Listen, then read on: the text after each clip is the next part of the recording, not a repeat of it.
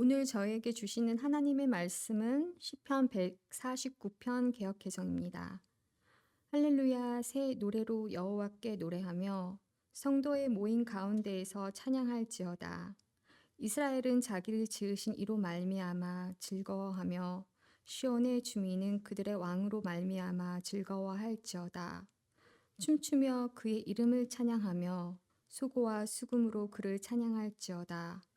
여호와께서는 자기 백성을 기뻐하시며 겸손한 자를 구원으로 아름답게 하심이로다. 성도들은 영광 중에 즐거워하며 그들의 침상에서 기쁨으로 노래할지어다. 그들의 입에 든 하나님에 대한 찬양이 있고 그들의 손에는 두 날 가진 칼이 있도다.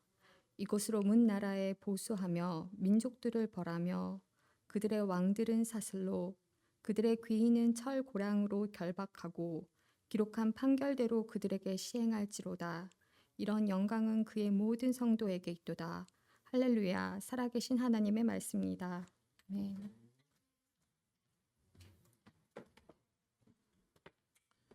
시편 149편의 말씀을 가지고 공허함을 찬양으로 채우는 기쁨이라는 제목으로 은혜를 나누겠습니다. 이제 계속해서 찬양에 대한 시입니다. 다음 주에 이제 시편이 마지막으로 마무리가 되는데 마지막까지 이제 찬양으로 풍요롭게 만드는 삶을 계속해서 우리에게 알려주고 있습니다. 찬양은 우리 삶을 풍요롭게 만듭니다. 음식은 우리에게 영양분을 제공해주고 배부름이 사라지게 해줍니다. 시원한 바람은 더위가 물러나게 해줍니다. 그렇듯이 찬양은 우리 영혼 가운데 공허함을 채워주고 부족함을 채워주고 특별히 우리 안에 평안을 주는 것이 찬양입니다. 여러분, 우리 인생 가운데 사람을 힘들어하는 것이 육체적인 고통도 있지만 정신적인 고통도 있습니다. 육체적인 아픔도 있지만 정신적인 또 마음의 아픔이 있습니다.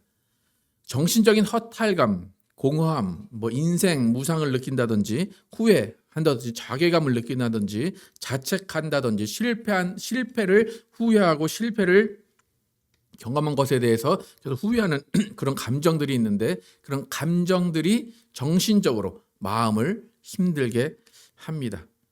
몸이 힘들면 약을 먹으면 낫는 효과를 빠르게 경험할 수 있습니다. 그런데 정신이나 이 감정의 치유는 어떤 약을 먹는 것이 아니기 때문에 그 어떤 정신적인 그 마음의 또 그런 상처들은 시간이 오래 걸리고 그 치료 방법이 쉽지가 않습니다.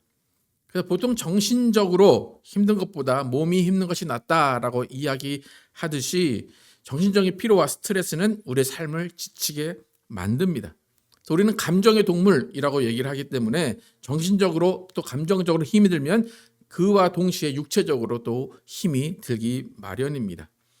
이렇게 우리가 감정적으로 힘들어지고 마음이 힘들어지는 이유는 우리는 근본이 영적 존재이기 때문입니다. 동물들도 마음이 힘들고 하긴 하겠지만 그들은 육체 가운데 어떤 기쁨을 주면 그 모든 것들이 다 해소될 때가 많아요. 하지만 인간은 육체적인 것들을 채워줄지라도 마음이 공허하고 또 정신적으로 힘듦을 극복할 수 없을 때가 많이 있습니다. 그 이유는 진정한 나는 영혼이기 때문입니다.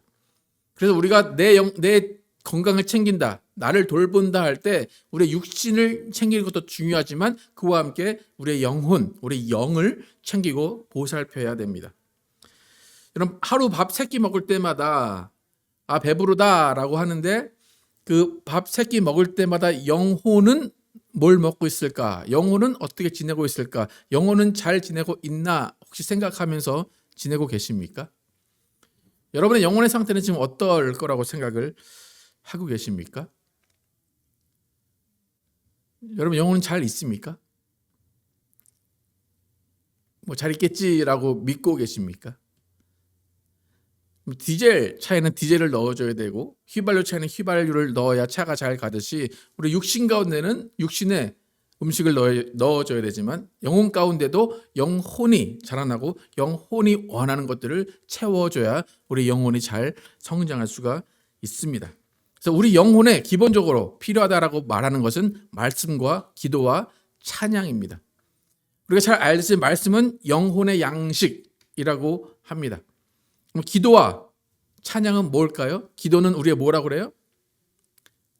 호흡이라고 하죠. 찬양도 호흡에 해당됩니다. 근데 기도와 찬양이 호흡인데 우리가 호흡할 때 들이마시고 그 다음에 내쉬잖아요. 그러니까 들이마시는 것을 기도라고 보면 내쉬는 것을 찬양이라고 여러분 이해하시면 더 쉽습니다. 그러니까 기도만 한다라는 것은 숨을 어떻게 하고 있는 거예요? 계속 들이마시고만 있는 거예요. 여러분 계속 들이마셔 보세요. 한번 어떻게 되나? 어떻게 돼요? 빵빵해지는데 그 다음에 어떻게 돼요? 이제 숨 넘어가게 생겼죠, 그죠? 예. 그러니까 기도만 한다라고 하면 충만해지긴 해요. 근데 충만해서 어떻게 될까요? 터져버려요. 예. 충만해져서 눈맛이 빨개지고 충만해져서 그냥 나만 충만하다라는 상태로 되어버립니다. 그러니까 기도만 많이 한다라고 하는 사람들을 잘 보면 내쉬는 숨을 잘 하지 못하기 때문에 그냥 교만으로 차 있을 때가 많이 있고 눈에 핏대가 서 있을 때가 많이 있습니다. 또 그 반대로 숨을 내쉬기만 하면 어떻게 될까요? 기절하겠죠? 그렇죠? 왜냐하면 내 안에 남아있는 게 아무것도 없기 때문에. 그러니까 또 찬양만 한다고 하는 사람은 꽹과리 같이 울리긴 잘해요. 울리긴 잘하는데 방방 뛰기만 하지 또 그 안에 깊이가 없을 때가 많이 있습니다.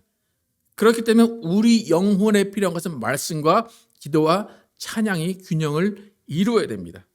가장 먼저 말씀으로 채워져야 되고 기도와 찬양은 자연스럽게 숨을 내쉬고 들이마시듯이 자연스럽게 우리의 인생 가운데 있어야 합니다. 지금 우리는 시편을 통해서 찬양에 대해서 배우고 있는데 찬양이라는 것은 우리의 영혼을 자유롭게 또 윤활유가 흐르듯이 릴렉스할 수 있도록 도와주는 것이 찬양입니다. 여러분 신체 가운데 또 우리의 정신 가운데 마음 가운데 새로운 경험을 하게 되면 무엇이 생기게 될까요? 육체적으로 정신적으로 스트레스가 생깁니다. 여러분 새로운 곳에 가는 것을 긴장하면서 어려워하시는 분들 계시죠, 그죠? 그럼 새로운 것을 뭔가 추구한다, 새로운 것을 경험한다라고 할 때 우리 가운데 가장 첫 번째로 경험되는 것이 스트레스예요. 그러니까 새로운 외부의 자극, 새로운 환경에 처해졌을 때 우리는 또 좋은 스트레스를 받을 때도 있고 긍정적인 스트레스를 받을 때도 있고 부정적인 스트레스를 받을 때가 있습니다. 새로운 만남에서 오는 설렘과 긴장은 긍정적인 스트레스입니다. 아드레날린이 나오고 도파민이 나오고 그러죠. 그런데 사별을 한다든지 실직한다든지 그런 데서 오는 스트레스는 부정적인 스트레스입니다. 이런 모든 것들이 새로운 일을 맞이하게 됐을 때 우리에게 오는 스트레스들입니다. 근데 우리 인간들이 원래 기본적으로 새로운 일을 맞이했을 때 받는 그런 스트레스들이 있는데 하나님은 그런 새로운 일을 맞이하게 되면서 우리 안에 오는 모든 스트레스들을 긍정적인 스트레스로 바꾸도록 하시기 위해서 찬양이라는 도구를 사용하십니다. 여러분 기독교의 탁월한 점 중에 하나가 뭐냐면 부정적인 스트레스가 올 수 있어요. 아까 말했듯이 부정적인 스트레스는 사별이나 직업을 잃었거나 실패했다거나 무슨 고민이 있다거나 그런 것인데 기독교의 가장 큰 특징, 가장 장점 중에 하나는 그런 부정적인 스트레스를 긍정적인 스트레스로 바꿀 탁월한 힘이 있다는 거예요. 그러니까 실패를 경험하고 좌절 가운데 있을 때, 우울하고 있을 때, 낙심할 때, 그럴 때 그 모든 일들을 해석할 때 어떻게 하냐면 어려운 일이 나한테 다가왔어요. 그러면 하나님이 나에게 이 일이 필요하시니까 주셨을 거야. 하나님이 이것을 좋게 모든 것들을 회복하실 거야 라고 말하면서 분명히 부정적인 스트레스로 다가오는 일들을 긍정적인 스트레스로 바꾸는 힘이 기독교 안에 있습니다. 근데 그 힘을 찬양으로 만들어내는 겁니다.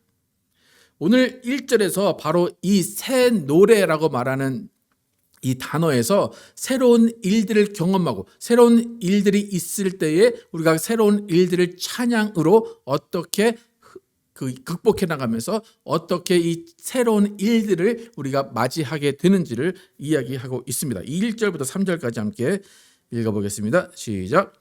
할렐루야. 새 노래로 여호와께 노래하며 성도의 모임 가운데에서 찬양할지어다. 이스라엘은 자기를 지으신 이로 말미암아 즐거워하며 시온의 주민은 그들의 왕으로 말미암아 즐거워할지어다. 춤추며 그의 이름을 찬양하며 소고와 수금으로 그를 찬양할지어다.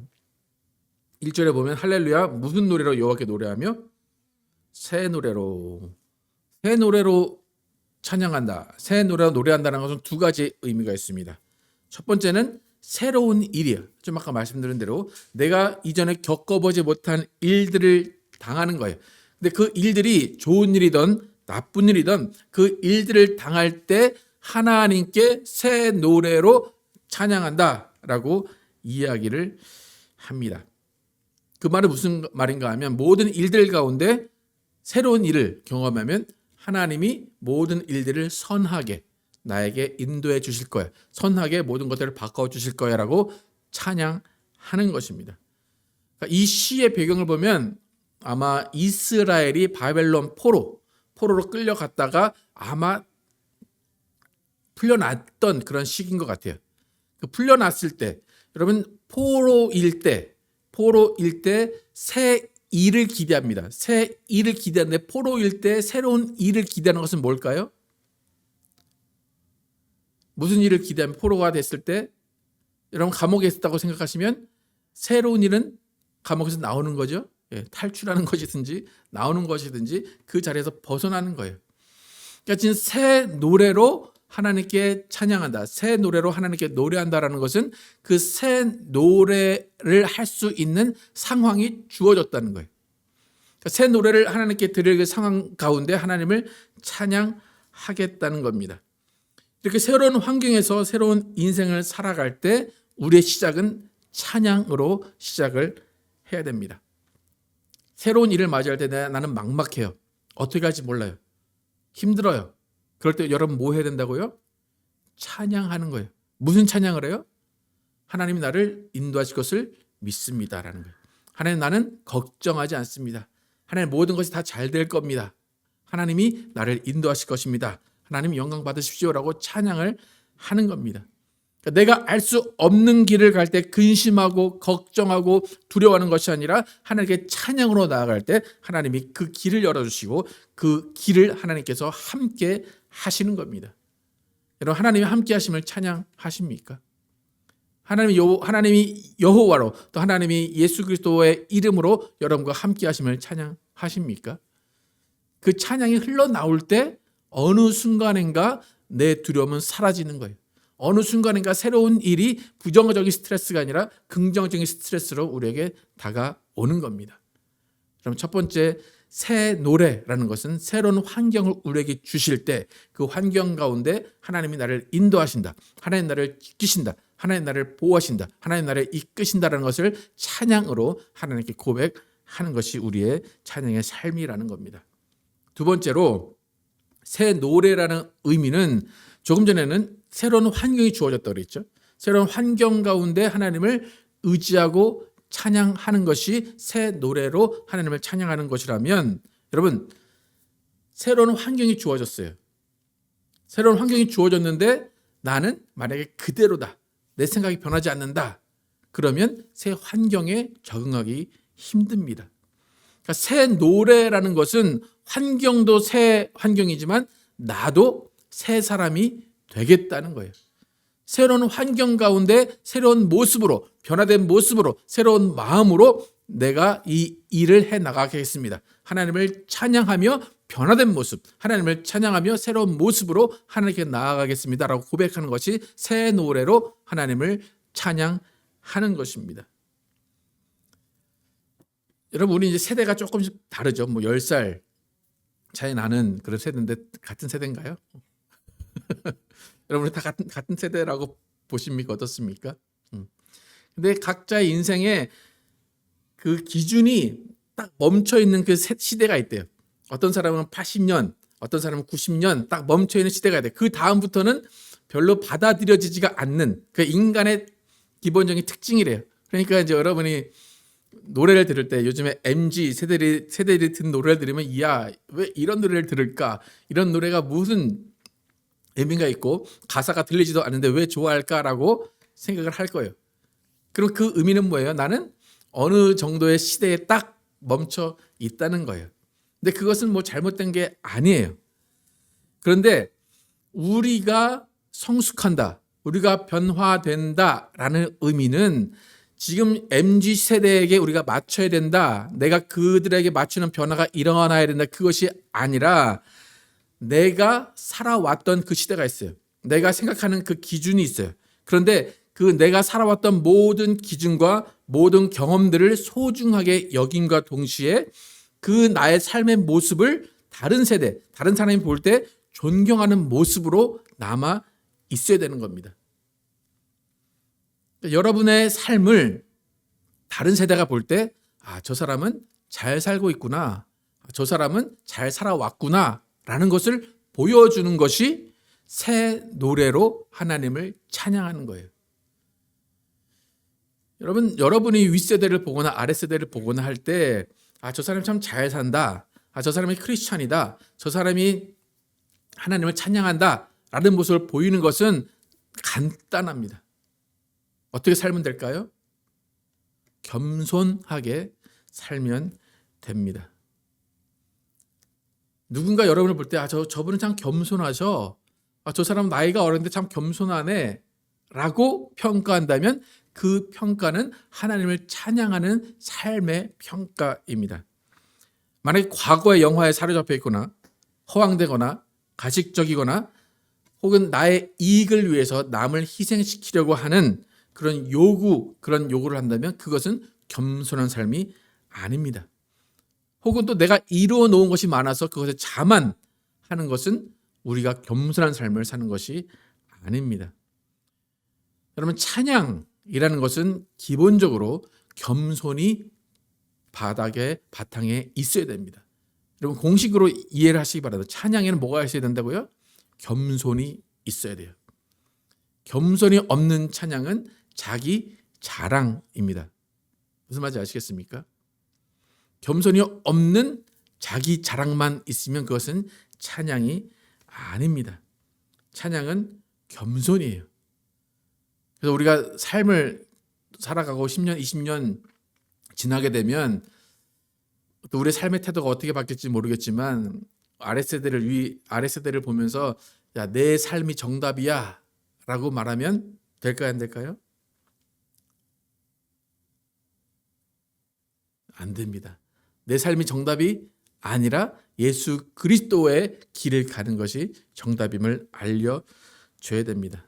찬양이라는 것이 나를 뽐내는 것이 아니라, 나를 드러내는 것이 아니라 찬양의 기본 태도는 겸손임을 기억하시기를 바랍니다. 오늘 4절 함께 읽어보겠습니다. 시작. 여호와께서는 자기 백성을 기뻐하시며 겸손한 자를 구원으로 아름답게 하심이라. 겸손한 자를 구원으로 아름답게 하시는 거예요. 하나님은 교만하고 오만한 자의 찬양을 받지 않으신다고 계속해서 성경은 알려줍니다. 야고보서, 마태복음 함께 보겠습니다. 시작.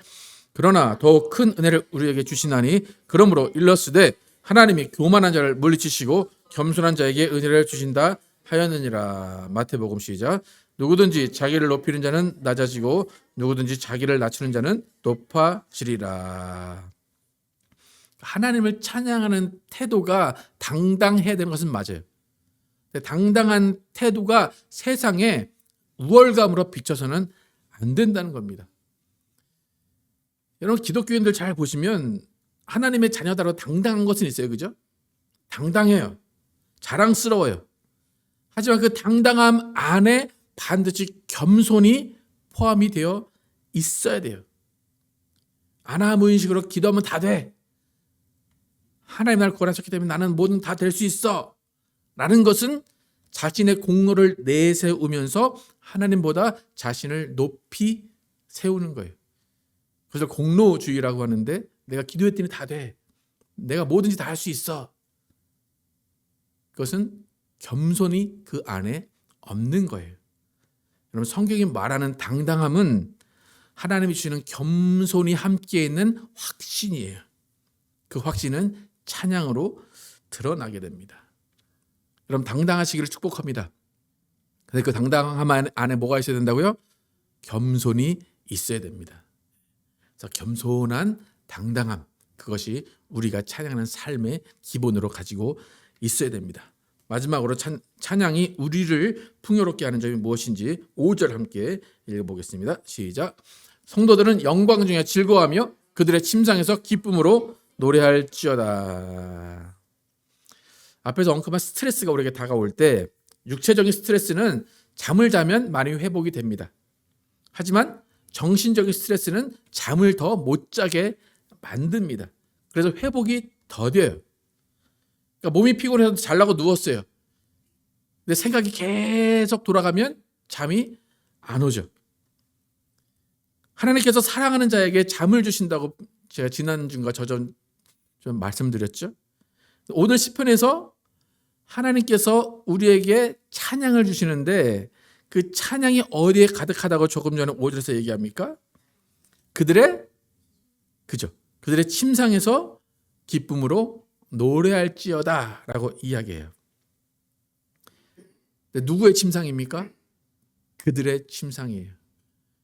뭐 그냥 다른 호텔에서 자거나 길거리에서 자는 게 아니라 그들의 침상에서 노래가 넘친다 라고 이야기합니다. 여러분 이불 피고 두 발 쭉 뻗고 잘 수 있는 침상이 있는 것, 그것만으로 기쁨이 넘치고 노래할 제목입니다. 그럼 집 떠나면 고생이라고 그래요. 가장 돌아오고 싶은 것이 어디예요? 내 침대에 편하게 누워서 자는 거예요. 그죠?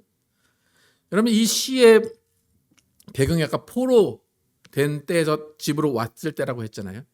포로될 때 가장 원하는 게 뭘까요? 내 집에 들어가서 이불 펴고 두 발 쭉 뻗고 자는 게 포로 때의 꿈이었을 겁니다.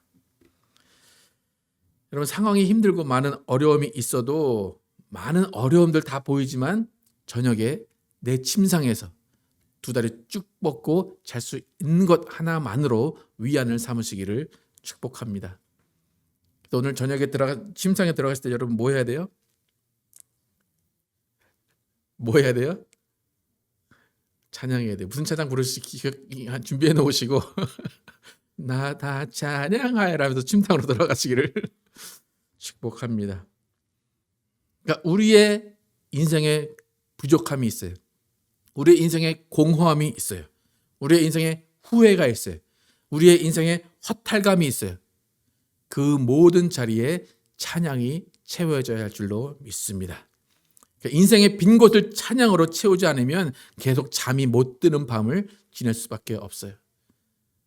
내 빈 곳이 많아요. 그러면 그 빈 곳에 찬양으로 채울 때 우리의 침상을 기쁨으로 맞이할 수가 있습니다.